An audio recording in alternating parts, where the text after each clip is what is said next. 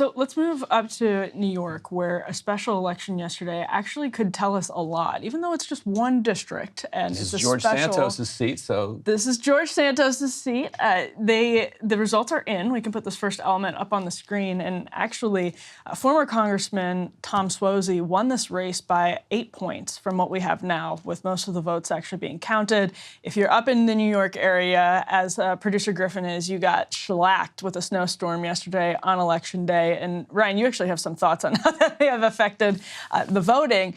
But Mazi Pilip, who was the Republican running in this race, a lot of people are going to look back at a former IDF soldier. She's a former IDF soldier, exactly. Yes, versus a very, very committed Israel supporter. So, like, it's not as if there was a divide between the two. Right. Yes, absolutely. An Ethiopian who I think was able to flee to Israel as a refugee and then ultimately came over to the United States.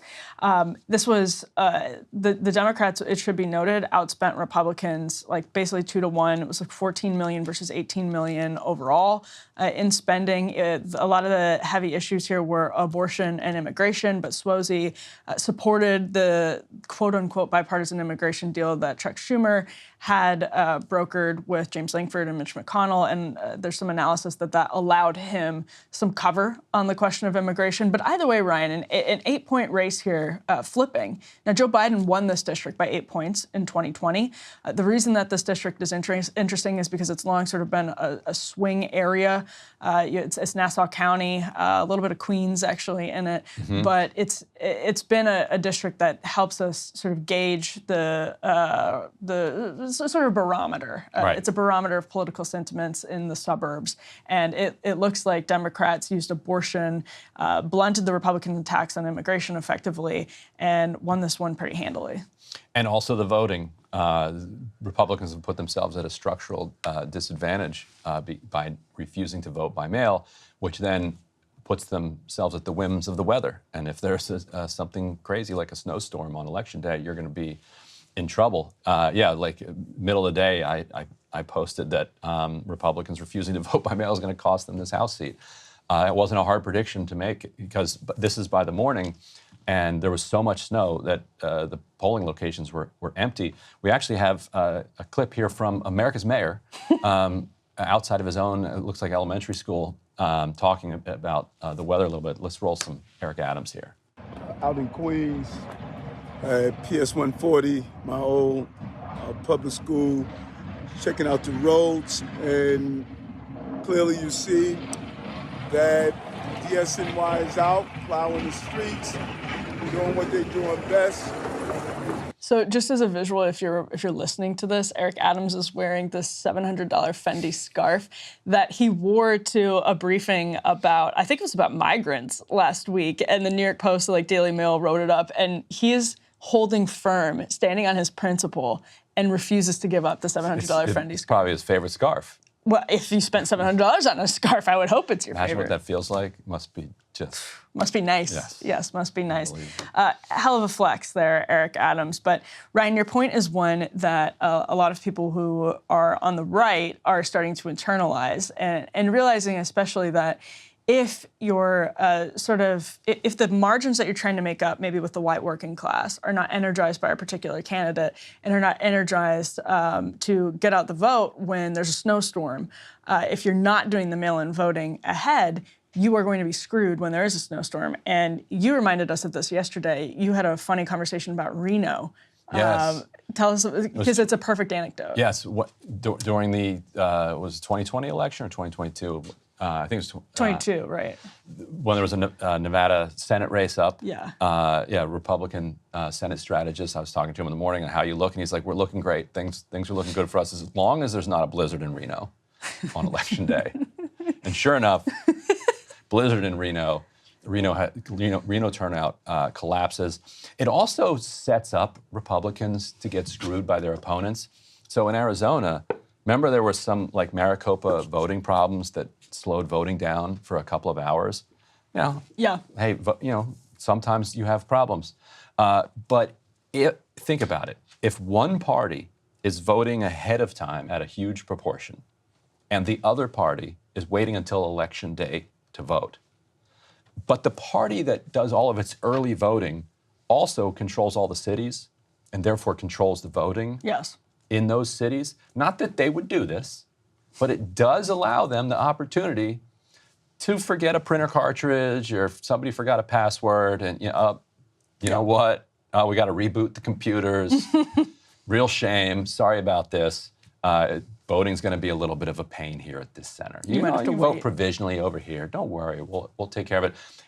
Not that anybody would do that, but it does set you up for a situation where you're putting your entire fate in the hands of the good Lord and his good weather, or the good Democrats and their willingness to run smooth elections for you, because all of their voters have already voted.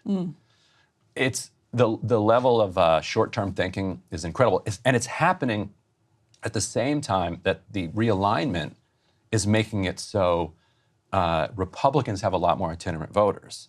Yeah, if you're a suburban, you're a suburban, now sort of upper middle class, You've got an educated ID, Democrat. you know where your polling place is, you're a homeowner. Or you get your ballot in the mail. You will return it early. You're going to vote. Like, you can Yes. put up all the voter suppression tools in front of that you have at your disposal. Those people are going to vote. That was the theory for Republicans through the 80s and 90s, and way before that too, that Democratic voters, if you put in universal voter suppression efforts, like forcing people to jump through a bunch of different hoops, that Democratic voters were poorer, more working class. It was going to be harder for them to get through those hoops, and it would be an advantage to Republicans. That's now flipped. And if you put up hurdles for everybody, Democratic voters are now going to be able to get through those hoops more than the Republican voters, who might jump through hoops and hoops on fire for Donald Trump, but other than him, they're going to be like, it's snowing. I'm not showing up today. And just from a conservative perspective, this was a raging debate. It still is a debate, but it was a raging debate for a while as to whether you just adapt vote by mail, or you basically try to convince your candidates to have plans that would totally tighten up elections. And personally, I detest mail-in voting. I think it's I think it's an insecure voting method, and it's easily manipulated. That said, if you are not coupling all of this with some strategy to actually limit mail-in voting and make it so that people have to go to the polls on Election Day. I'm like one of the people that believes it should just be a day. You should give people off. You should make it a holiday and vote that day, unless you're in the military or disabled or have some obvious mitigating circumstance. I think that's the best way to do it. But if that's not happening, which it's just hard to see how that's happening. We're not moving towards that on a policy level, and Republicans, I think, to some extent, are going to be burying their heads in the sand if they think that's coming and that's doable on any type of mass scale. Then you're really going to be screwed when this type of thing happens. Now, Ryan, to be fair, Suozzi would have won this race, snowstorm or not. It looks like it does look like that, because the polls had him up by between 1 and 3. Yeah. And I think the 8-point win, you could maybe attribute half that to poor Republican turnout on Election Day. People can sort through the numbers more, but yes, it does look like, regardless, he would have won. But when control of the House hinges on a couple of seats, and you always have dozens of seats that hinge on just a couple thousand votes, then it will end up mattering. Philip is actually, by the way, still a registered Democrat. And so when you want to get high Republican turnout and enthusiasm for somebody who's being pushed on why she hasn't changed her registration from being a Democrat, she got questions from local journalists about this. That's going to be very difficult. She said the Democratic Party left her, which can be a persuasive and convincing message. If you had changed your voter registration, maybe. So I think there's going to be a lot of speculation, just that she was really not a good candidate. She didn't seem to want to campaign. A lot of people said she was kind of MIA from the campaign trail. They were relying very heavily on surrogates. One of the interesting things is that Santos got money and acclaim when he was running for checking off a lot of the identity politics boxes. This is a suburban area, so he's a gay, minority Republican, and was able to sort of be MAGA without being MAGA. He got money just by swiping people's credit cards. Well, he did that too, but money from the Republican Party. Yes. They were excited about him. And Philip, by the way, I think probably excited Republicans for similar reasons, which is fascinating because it shows just the utter stupidity of Republicans who think, if we can just check off the identity politics boxes, we'll convince everybody that we're cool. Like, yeah, you guys are doing it. One funny point on her voter registration, you know how everybody always says, I didn't leave my party left me? Yeah. She literally didn't leave her party. She didn't leave. She meant that literally. Like, I didn't leave my party. So, Ryan, before we wrap well, this... they're all still registered Democrats, too. She's like, well, I thought they left. Sorry. Yeah, I thought they were gone. Yeah. So let's actually roll this clip of protesters at Swazi's election victory party, basically. Everywhere Democrats go, Notice they're gonna his get protested. Yeah, robotic. Like he actually looks like an animatronic guy at Disney World when they're protesting, and he just keeps fist pumping. So take a close look at that, and then I'm going to ask Ryan his thoughts on how Swazi will govern.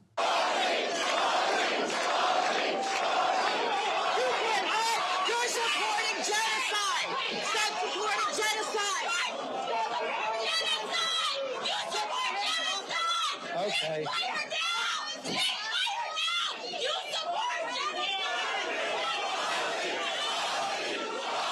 At the very end, you see that protester just like thrown off the stage. Yeah. Like, ooh. So that turned from a normal protest to, oh, hope that person's okay, pretty quickly. Yes, and you made the point that Swazi, first of all, he did sort of tack to the center on immigration, and you made the point about not a lot of daylight between him and Philip on Israel, likely. And everything else. Like, he's a very kind of center-right standards. Like, he's not even actually, today's standard Democrat is more like a center-left one, where he's more of an old-school kind of blue dog, center-right. Suburban Democrat. In his victory speech, he kind of went after the squad a little bit, and also said he's going to make sure that your state and local taxes can be deducted from your that was in his victory speech, and I got a big cheer.